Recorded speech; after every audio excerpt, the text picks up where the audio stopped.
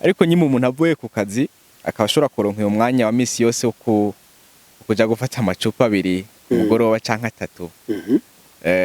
Eske yobura n'umwanya wo kwiga business model nshasha muri uyo mwanya? Okay, aravuga ati reka kuwa mbere nje gusoma agacupa mvuye ku kazi, ariko kuwa kabiri uyu mwanya nobwiye reka ndabe n'igindi business model. Avyumva canke reka ndabe nsome nk'igitabo kanaka conyigisha conyungura ubundi bumenyi. Byose ni ibintu bishoboka, gusa arumva bantu turacakeneye nyene. Uno munsi hariho nk'abantu deka dufate babantu bavuga bati okay je mpembwa umushahara mutonya. Okay, tudabora abantu benshi tuganira twaganiriye bakunze kibaza ati none kuri internet bigenda gute, umutahe bigenda gute? Ikintu nakivuze inshuro nyinshi, ariko nta mutahe bisaba. Bivanye n'icyo ushaka gukora bien sûr. Gusa hariho ivyo ibisaba umutahe, hari n'ibitawusaba umutahe. Ahubwo bigusaba kuvuga uti ni giki jewe nzi, ni buhe bumenyi jewe nzi. Umaze kumenya kuba uzi neza ubwo bumenyi ufise, ashobora gutangura. Barumvikana cyane, ahubwo reka ngire ko mvuga n'iki yinye. Kenshi iyo tuvuze yuko kuri internet hariho ibintu umuntu ashobora gukora, abantu bumva yuko ni the get rich quick scheme, no kuvuga ngo bumva gutunga vyihuse. Iyo tuvuze yuko kuri internet hariho ubuzi canke des opportunités zigushobora gutuma wibeshaho, ntibisigura yuko ugiye gutunga vyihuse, ntibisigura yuko ugiye kuba aya mazina akomeye twumva mu kwezi kumwe canke mu mezi abiri. Oya, ni processus. Mu ndimi z'ikirundi nk'inyandiko donc nk'ama article ari mu kirundi canke ajya ama video dukora ari mu kirundi, urasanga bene kumva rujya rurimi iyo ari ibintu bivuga ku butunzi batabikurikirana cyane. Nk'ubu nk'akara dufate nk'iyaba natumiye umusitari runaka ndiko namuvugisha ku maevre yiwe, ikiganiro cyaje gukurikirana n'ibihumbi byinshi. Muga ko turiko tuvuga nono ikikwereka ati raba wo bigenza gutya wova muri ubwo bukene urimo. Ikiganiro gikurikirana abantu bakeyi. Dr. Chibaza kwiki Ba gira tumembo ikintu ntashaka kuvuga. Sinzi ko ari cyo. Mugabo naracibagije. Kandi bize gutuma n'undi muntu acibaza.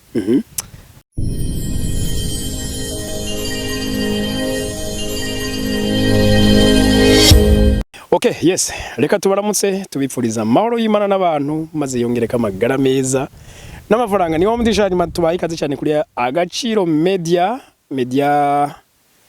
tubabwira ati niyo honyene uza ukiga ivyumviro ndema butunzi, ugakarisha ubwenge mu bintu bijanye na development, ukamenya ama opportunity n'ibindi byinshi. No munsi rero ngira ngo ivyo byose mvuze birimwo nivyo tugiye kuyaga na Dr. John.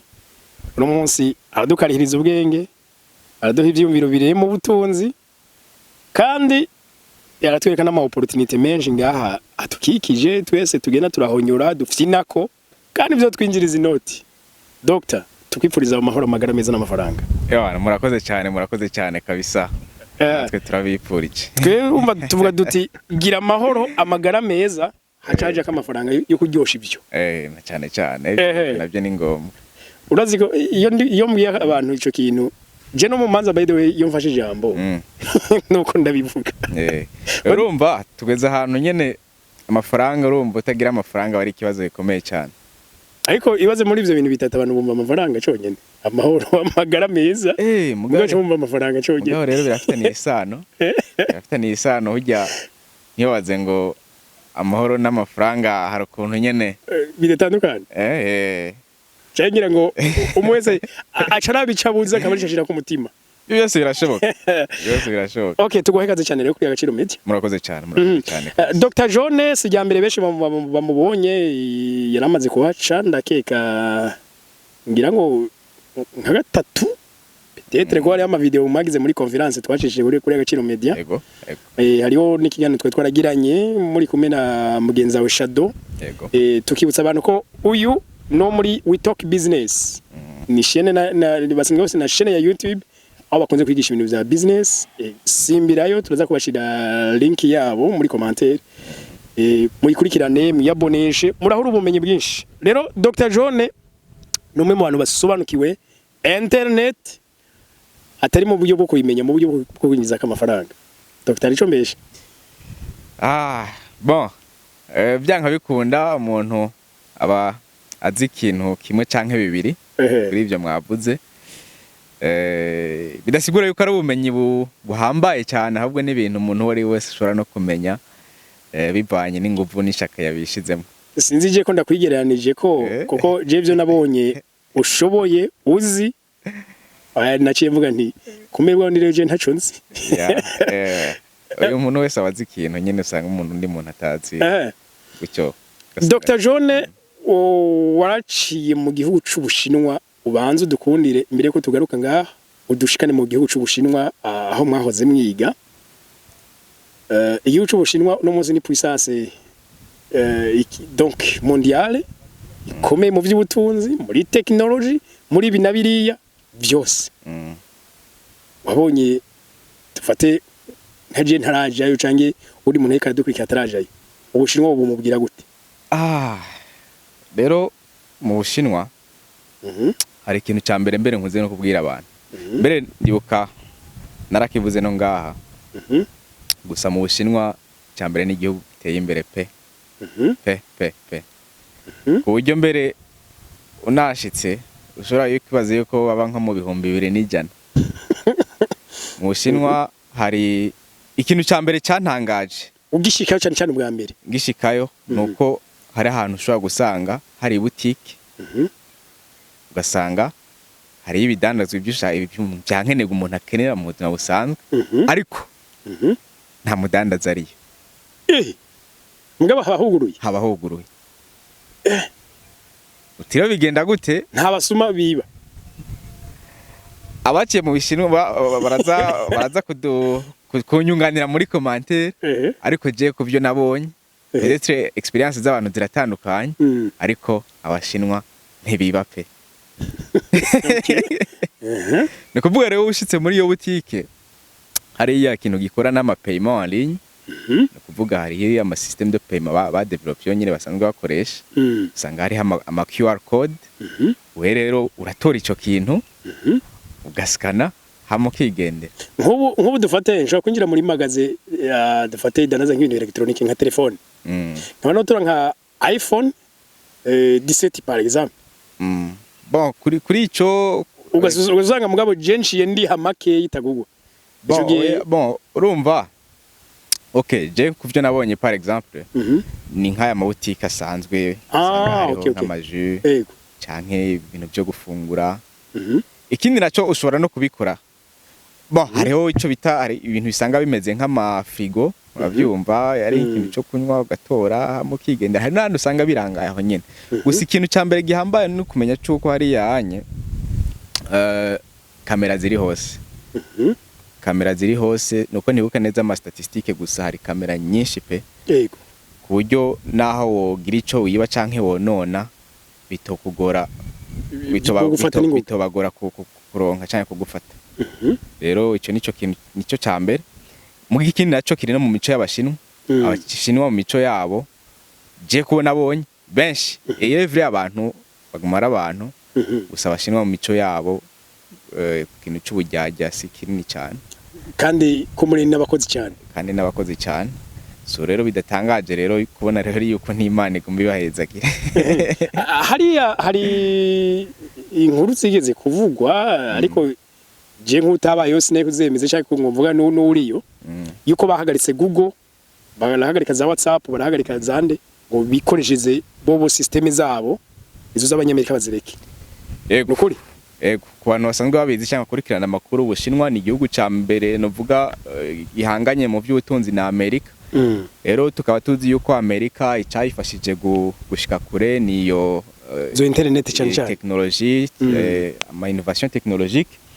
Rero Abashinwa rero barice baravuga bati nta kuntu twokoresha ibintu by'umukeba wacu, reka turabe dukoresha ibintu by'iwacu bizodufasha no gushika ku byo twifuza. Rero hariya mu Bushinwa ibintu bya Google bafise Google yabo, ibintu bya WhatsApp bafise WhatsApp yabo, ibintu mugabe yavyitwa kame mukundi, bavyitwa kundi nka Google yabo yitwa Baidu. WhatsApp yabo novuga ico no igiranye na WhatsApp rero cyitwa WeChat. Muri WeChat rero haba harimo na system de paiement, umuntu mukana bashobora kuvugana muga telefona, mugabo nk'uvuga ati nsubiza ya mafaranga naguhasha ubwo nyine akavuga yakoronkiye aho nyine muri bigace bisha muri iyo system nyine. Okay. Hama uri kuraraba mu bintu bya internet haje bashinwa ni benshi babeshejwe na internet. Dufate ku bajene nk'abatwebwe urabona je no munsi kuba hariho za YouTube kuba hariho za Google cyangwa ama website ndashobora kwimva reka nkire ikintu je ngahambona combeshaho. Okay, ikintu ca mbere cyo kumenya ngaha no kumenya tuti Bushinwa ni iki. Bushinwa ni igihugu gifise abantu barenga muri yaridi. So rero muri abo bantu barenga muri yaridi nta company canke leta yoshobora guha akazi abantu muri yaridi. Byanka bikundira abantu baca barondera uburyo bwo kwibesha. Yego. Na cyane cyane ubaha amafaranga mu zindi novuga mu bundi buryo abantu batamenyereye. Ariho hariya rero nk'igihugu ca mbere novuga igihugu giteye imbere mu bijanye na technology canke internet. Abantu baca bijukira koresha internet muri yo kuyijukira rero abashinwa barateye imbere cyane. Surtout nk'ibintu bya création de contenu. TikTok niyo yavuye abashinwa barakoresha TikTok cyane mugabo yiwabo hariho version yiwabo muri kuyikoresha bari bafite version yiwabo idasa nk'iyi twe dukoresha. Abantu bitahure neza TikTok yabaye créé n'abashinwa. Gusa mu Bushinwa ntibakoresha TikTok twe dukoresha. Bafite version yiwabo yitwa Douyin. Ukuvuga TikTok yavuye muri yo original ya Douyin. Avuga ati reka tuyihe isi bakoresha iyo mugatwe tugumana iwacu yitwa Douyin. None gatoya nk'ubu TikTok sinzi ko urabona ego no munsi ari abantu batangiye kubaseriye bacisha ko kameme ibintu ubona ko bikenewe. Mugaba twe twamenye TikTok ngaha abantu baza bakayifinata ko abakobwa baza bakayitambira ko hariya ibyo nabibayo. Hariya anye rero biratandukanye cyane kuko hariya abantu benshi barayifataho serieux. Barayifataho serieux ko hariya n'abantu bari en ligne cyane bakurikira ama live streaming. Kuvuga ibintu byinshi babikoresha ama publicité cyangwa iki byose bikorera buryo en ligne. Rero abantu barayikoresha cyane gose bitandukanye nuko kwiwacu. Kuburyo rero usanga hadutse n'andi ma business model atandukanye nko gukora ibyo by'ama publicité, ibyo byo gukorana n'ama company mu ma partenariat atandukanye. Rero usanga biteye imbere cyane kurugira abantu bashobora kubyibaza. Ari naco gitangaje ko nino muri Afrika abantu barayikoresha ari ibintu by'imiziki. Turacafise igikorwa cyo kwiga ibintu bitandukanye. Gusa Okay, Dr. uno munsi mu Burundi turafise abantu bashika nk'imiliyoni hafi 5 zisigaye zikoresha internet. Donc zitunze Android. Mugabo abatunzwe na internet bakaba ngira ngo badashika n'igice kimwe kwijana cabo. Abantu bobagira inama yiye. Okay. Byanka bikunda abantu miliyoni 5 barafise novuga ukuntu bibeshejeho canke bibazanira amasource de revenu. Kuba batabizi canke ko batazi yuko kuri internet hariho uburyo bwinshi umuntu ashobora gukorera ko bikakuzanira ma revenu sikosa ryabo. Mugabo ni bivana n'ico umwe wese ashaka mu buzima. Rero mugabo kasura notienne kuri internet ibyo gukora birahari. Byo gukora birahari ahubwo umuntu wese bivana no kucavuga ati okay ndashobora kubifataho seri. Hari n'abandi batabizi yuko bishoboka, hari n'abandi babipinga kuko bishoboka. Gusa urumva umwe wese bivana n'ico yafasheho seri. Ariko nk'ubu dufise isinzi ry'ugwaruka hariho bene ababahejeje amashure basanga nta kazi nakamwe afise kandi aguma n'ubundi akarondeza hewe atuma inshuti niwanyumvira akazi uranangira hari n'ubaza ati none ushaka akazi akahe muje akariko kose igari ko uwo muntu wumva ko asa nk'uwihiwe gatoya. None ariko ya internet irahari. Reka dusubire inyuma gatonya. Twese byabaye muri 2020 turabizi haraje COVID-19. COVID-19 rero ahantu hanini yagize ingaruka zikomeye ni surtout mu bihugu by'Iburayi. Mu bihugu by'Iburayi abantu bari bamenyereye ubuzi busanzwe atonda ukazi. Mugabo ngiyo COVID irashitse barugaye ama company ibigo bya leta birabwira ati mutahe cyo muhira ngume mu rugo.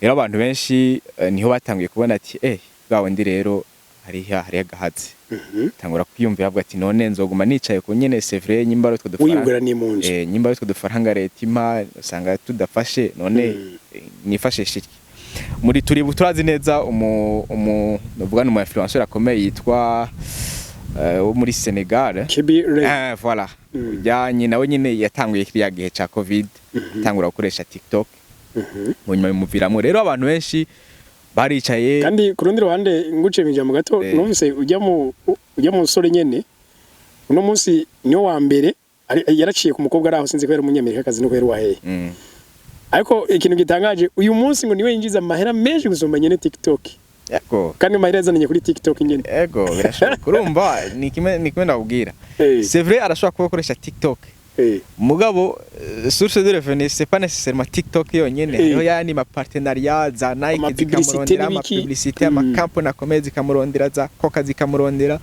kuvuga cyo usanga rero ari ecosystem yagutse ishobora gutuma aronka ayo mantuza rero nako ndakubwira ati kirege ca covid abantu niho batangiye kubona yuko bategeza gufata aho seriyo internet kuko umwanya munini bamara kuri internet tangura kwiyumvira c'est vrai avant yaho hariho bundi buryo bwinshi bwo kwinjiza kuri internet gusa rero muri 2020 ni abantu benshi batangiye kwifata aho seriyo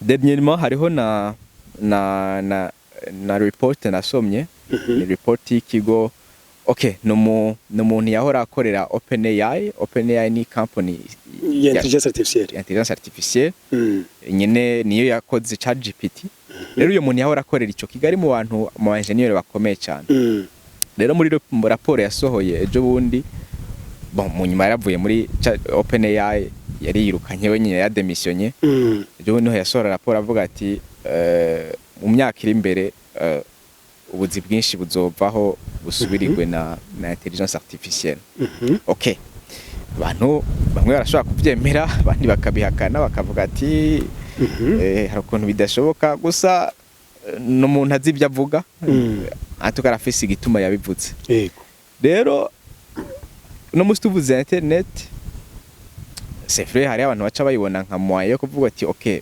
nivyashika kazi kanje kagahera bizogenda gute abantu bagaca batangura kugira nte kurondera ubundi buryo baraba kwa générer ahubwo gato nyene namye mbona kubwiyo intelligence artificielle mu gihugu c'Ubushinwa hariho televiziyo aho nkurikirana ndi abone kuri yo urumva yo bashize ibintu ndabibona ariko bobo amakuru asigaye avugwa na robot apana abakozi nuvuga akazi kokoze abajournaliste nkabangahe gasigaye gakogwa n'umujournaliste umwe irobo bahaye intelligence artificielle ego kandi yikomporta neza kurusha umuntu mu expert yo yaravyize imyaka myinshi ego mu Bushinwa ariho ngirana nayivuze n'ubwa mbere no musi hari ahantu amabarabara akogwa n'amarobo n'amadrone usanga atana mufundi n'umwe ahari ugasanga ibarabara ry'ibirometero nka bingahe riko rikogwa n'amamashini gusa ari contrôle bien sûr à distance gusa akaba hariho na système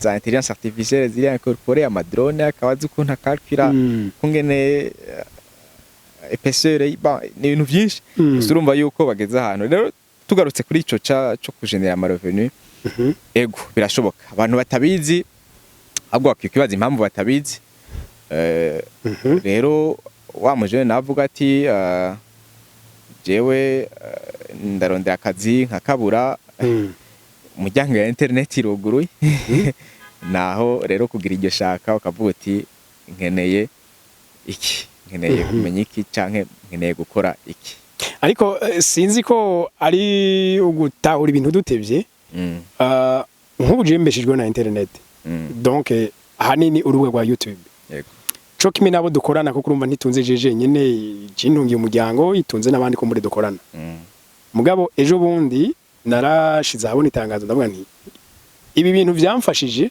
reka nayo ndabifashisha abantu ngira nigisha abantu mugiye gitangaje nko muri video nabivuzemo ashobora kuba yarababwiye n'ibihumbi nka 200 mugakaza abantu badashika n'amajana 2 usigara wibaza ati none bya bintu ntivyumvikana cyangwa abantu baracabivye kamakinga ati ibintu nta kirimo ego ivyo onye kuko jewe ndibuka araze imyaka mikenya hariho n'abagenzi twahora nkabwira ati hey les amis ibintu birakora ntabigerageje birakunda nawe ushobora kubigira gusa bamwe ntibabyumve abandi bakaraba hirya rero abantu bafite gutahura gutandukanye no kubatahura ariko kandi dufate nka kino gihe amikoro dufate kuri benshi sikirenga hakiyongera ko n'abafise ubuzi kusanga umushahara ari muto utagihuye n'igihe tugezemo dufate amahera yakorera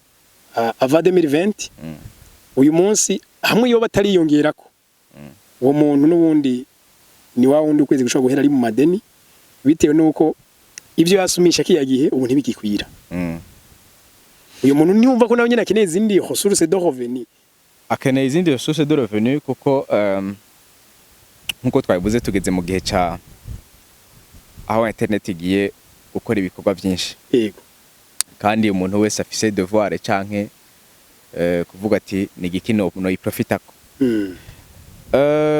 uno munsi hariho nk'abantu deka dufate babantu bavuga ati okay je mpembwa umushahara mutonya okay tout d'abord abantu benshi tuganira twaganiriye bakonze kibaza ati none kuri internet bigenda gute umutahe bigenda gute ikintu nakivuze inshuro nyinshi ariko nta mutahe bisaba bivanye n'icyo ushaka gukora bien sûr gusa hariho ibyo ibisaba umutahe hari n'ibitawusaba umutahe ahubwo bigusaba kuvuga uti ni giki jewe nzi ni buhe bumenyi jewe nzi umaze kumenya kuba uzi neza ubwo bumenyi ufise ashobora gutangura ugakora ukagira ndimo karonko umuntu agufasha akakwereka mwungu kumba n'udahoma sino mugabo ni ibintu bishoboka sima kumutahe ushobora no kuvuga uti jewe ndumwigisha par exemple nanonosoye ibijanye n'indimi ukavuga uti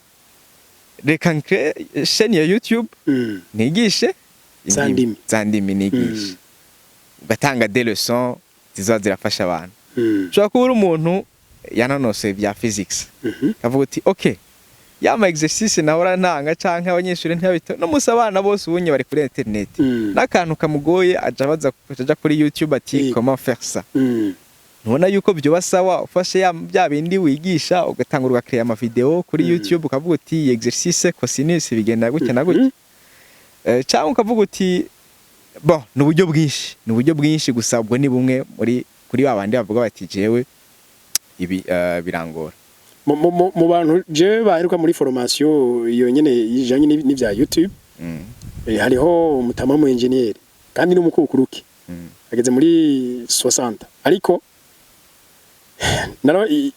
nagiwe n'ukuntu yemeye kuzamo avuga ati yo ndabiravye ati John izo ndimi ndanazizi igifaransa n'icyongereza nta kibazo ati mugabo acha nibaza ati none ko mu nabandi batama babazungu bakukurutse baca baza gusangiza ama experience abandi ati none jewe ngiye kuryama muhira nze sonzereho ngira ni okay wakora sonze kora iki ati nari mu engineer bananye wishi ivyo nyene ko nivyo kamema bashoboye ikibazo doctor nshobora kuyibaza ngira ngo cotera akantu k'inzigo umuntu ore wese donc uko je nkunda kwibwira nti nimba umuntu atarashavuzwa no kuntu abayeho ngira ngo ntazogira n'icyo yahinduye eske abariko badukurikira batwandikire muri commentaire eske uravye kuntu bayeho bihuye n'ubumenyi ufise bihuye n'ama experience ufise wiravye ubumenyi ufise ubona wari kwiye kubaho uko nyine ubayeho nimba ari oya kuko ubumaho wantu havi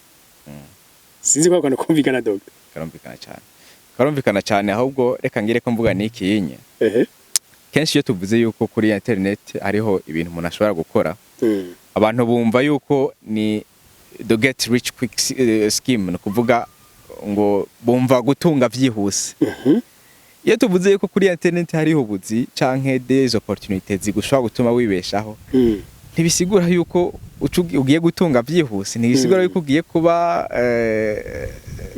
aya mazina akomeye twumva mu kwezi kumwe canke mu mezi abiri oya ni processus abantu ntibumve yuko ngo ndaje kuri internet kuko abantu benshi hari ibintu byagiye biza bihenda abantu no kuvuga abantu barataye nico cizere ndabyumva mugabo wumve yuko ni processus no munsi urashobora kwinjiza $10 ejo ukinjiza 30, ukinjiza 50, no kuvuga bigakura bigagera bikura bukebuke exponentiel atari byawe no vuga uti ndaje ngo nje ko mukire no soko bigenda so rero ivyo ukora birahari birahari nkuko wabivuze rero ati utarashavuzwa n'ukuntu bayeho ni kimwe twavuga ejo bundi motivation ya mbere abantu baza bakubwira ngo kora iki niki motivation ya mbere yo gukora ikintu iva muri wewe yego iyo motivation atayo ufise nta muntu numwe azoza guhindura nta muntu numwe azoza guhindura ubuzima urumva byose biva muri wewe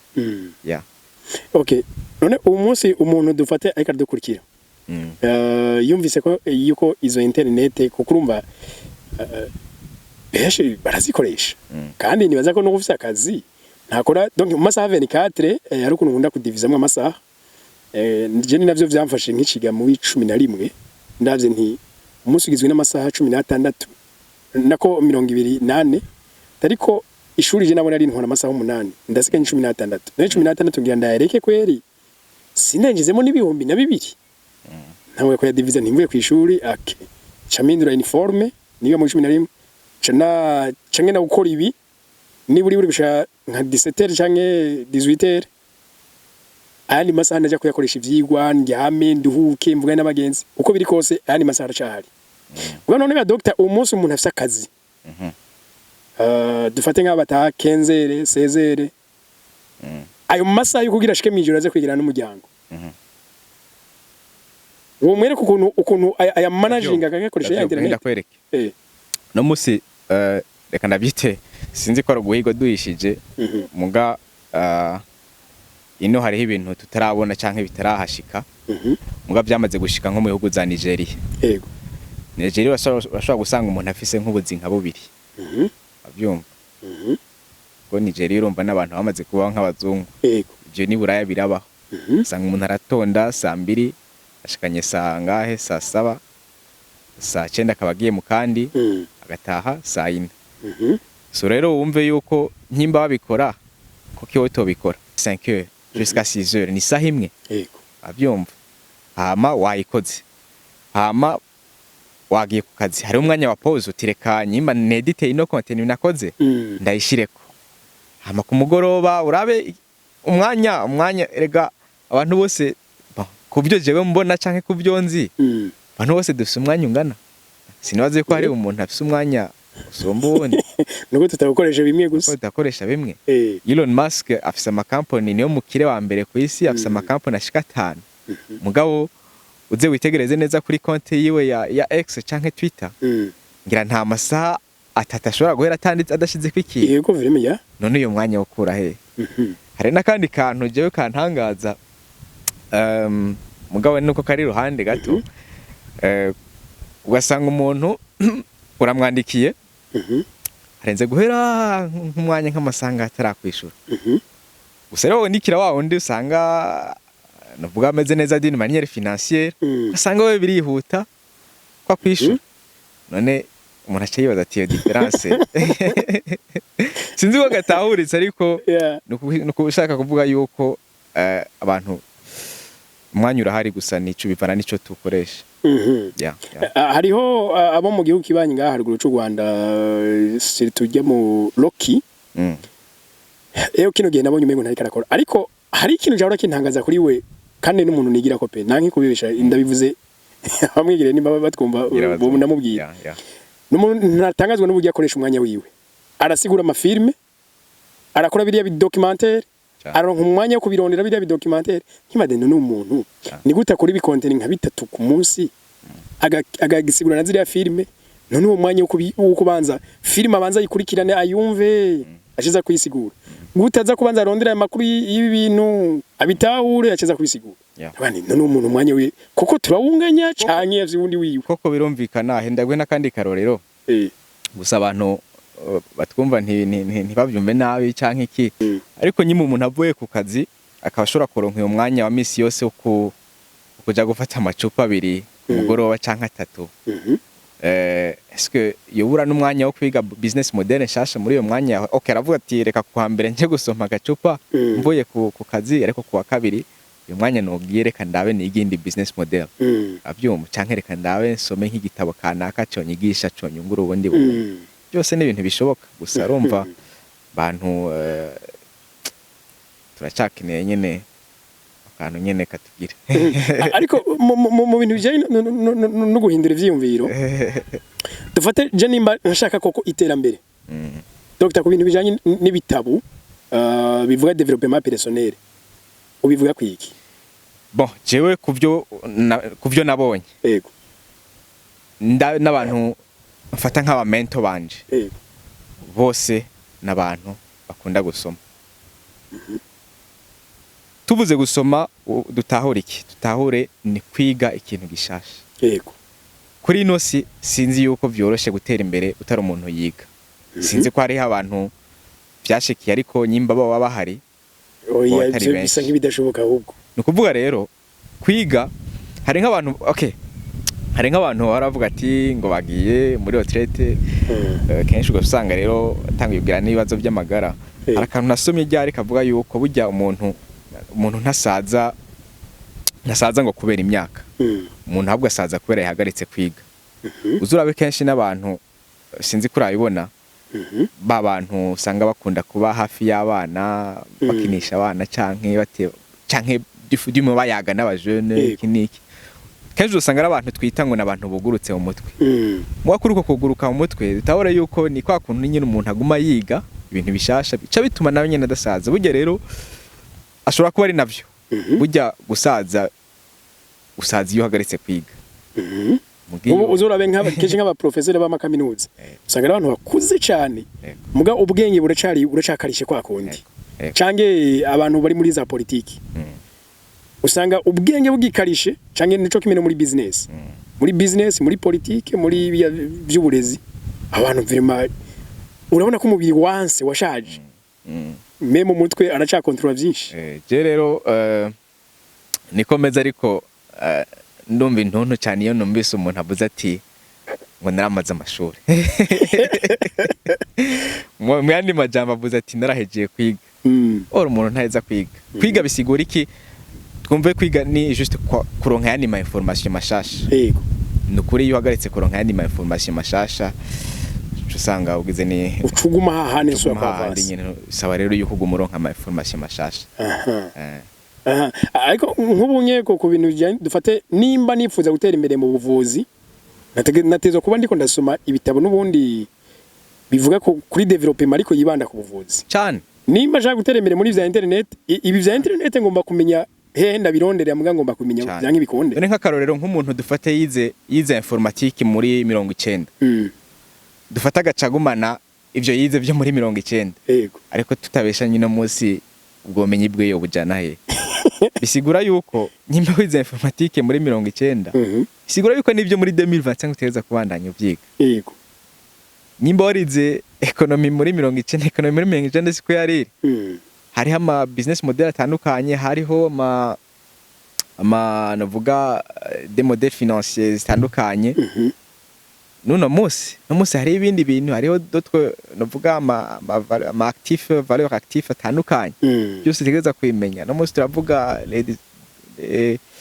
les actifs digitaux abyumva nyimba uri umuntu yize economy wamenyereye byo marché boursier no musi kabutazire les actifs digitaux umvura cyasigaje igikorwa cyo kwiga ibindi bintu so rero kwiga n'ibintu bibandanya bidapfa bihagaze ariko Dr. iyo muravye kunuze ya nkano iwacu dufate nk'ama content kenshi ari mu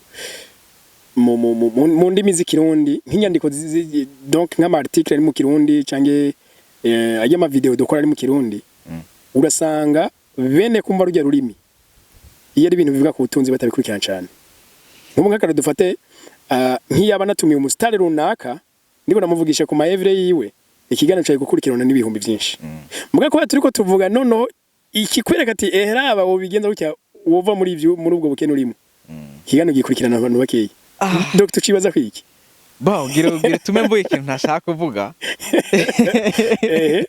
sinzi ko ari cyo mugabo naracibagije kandi bize gutuma n'undi muntu acibaza uze witegereze neza urabe ibi abantu reka mvuge ntibihugu biri francophone. Ibihugu biri francophone burya abantu kenshi usanga ibintu bitaho cyane cyane mu bintu by'ama creation de content ari ibintu novuga bidivertisa. Bitandukanye cyane imyidagaduro. None tuvuge yuko umwanya munini tumara turiko turidagadura. Dushaka kwikura stress. Babyumva. Ariko ugiye nko mu bihugu biri anglophone, turabe za South Africa, za Nigeria, c'est vrai hariho n'ico gisata c'imyidagaduro gusa kenshi n'ama continue abantu usanga bitaho cyane n'ama continue usanga agira ico ahinduye mu buzima bw'umuntu. So rero sinzi kware ni wacu gusa canke n'ahandi gusa ni ikintu nibagije gishobora kuba ari cyo canke gishobora kuba atari cyo gusa n'undi muntu wese yokibaza. Nabonye umunyamerika ariko aragira analyse y'ivyo abantu bagira ama recherche kuri za internet avuga ngo ibihugu ngo bivuga hanini icongereza cyane yace yibanda ku biri buraya no mu mubone wa Amerika bakunze kurondera ibintu ngo how to ingene bagira iki kintu donc ingene womenya ingene wokora ingene donc bivyumvikana bo baja kurondera ivyo bakeneye kwiga natwe ino aca yerekana ngo baronde ngo try not laugh. Voilà. Bzabindi donc change ngo funny videos utu video dutwenza funny videos ati ngivye ivyo bamara ku mwanya ati none umuntu azoja mu iterambere ryari ashaka kubona ukuntu abantu batemba binaga bagume bitwengera taho kwiga vyo nico kintu namambwira n'abantu burya kumenya ururimi rw'icongereza muri no si tugezemo n'ikintu gihambaye cyane kuko iyo uravye cyangwa uganire n'abantu b'anglophone n'abantu bafise ukuntu biyumvira gutandukanye n'abantu ba francophone kandi kenshi bo busanga bari beaucoup plus focus cyane mu bintu by'ama business kenshi uzurabere n'ama business model menshi sina menshi ni nka yose ava muri Amerika bavuga icongereza so rero nejo bundi ukeneye kugira ico wize no kwibanda cyane cyane ku bantu bavuga bari muri monde iri anglophone abantu kenshi usanga bon nivyo jewe nabonye nivyo nkora no kuvuga niho bantu je nabonye usanga baca bagira nte bakumotiva canke bakaguha iyo ntuzenya iyo ndi esprit yo gukora cyane uzurabe n'ibitabo cyane cyane bivuga development personnel byanditswe bigugwa n'abantu sinzi kandi byanditswe n'abandi benshi n'abanyamerika hariho bijya bya Think and Grow Rich hariho bijya bya Rich Dad Poor Dad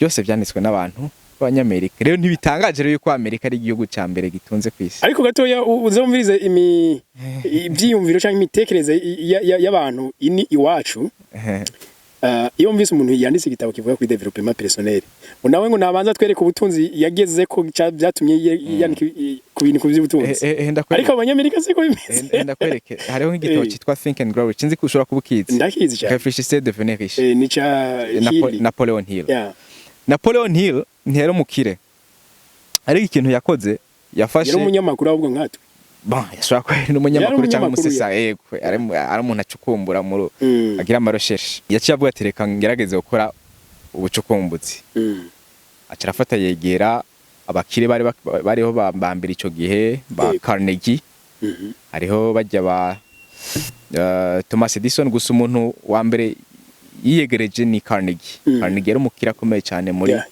muri Amerika ico gihe rero yamaze 25 ans amuri ruhande no kuvuga igitabo yashanditse mu myaka 25 ageregeza gutahura ingene hari abantu bafise amafaranga gusumba abandi nico bivako rero ubwo bumenyi nibwo yaciye asangiza muri ca gitabo twavuga ca Think and Grow Rich Réfléchissez devenez riche abantu badukurikira bashobora no kuja bari interesse bashobora no kuja kugisoma kuko ni igitabo cyasomwe n'abantu bakomeye ku isi aba president muri Amerika ugiye no kusoma kuri inyuma abantu bageze dedicace canke bajya bandika ati igitabo twaragisomye usanga harimo aba president muri Amerika harimo aba senateur harimo na Oprah Winfrey wa mu milliardaire w'umugore wo muri Amerika nawe nyine yaragisomye arasiga ko message aravuga ati igitabo nivyo so rero ibyo onye twebwe natwe tutigiye kubo byakunze tuzokwigira kuri bande Chaduza turacika intego none yasha wogirane. Wogirane? Ico wogira kirahari nyene. Sizi kurumva imvugo ziza ziramanga. Ushanga ntako ntagize. Nimba kitakunze ari ukutagize nyene. Peut-être warakoze ivyo washoboye canke ivyo wiyumviriye. Muga hari n'ivyo utakoze. Hari n'ivyo utakoze. Dr. Kubwo umwanya reka gato ndagushimire. Ko byo mushe gusangiza abarundi bene wacu. Murakoze cyane. Yeah.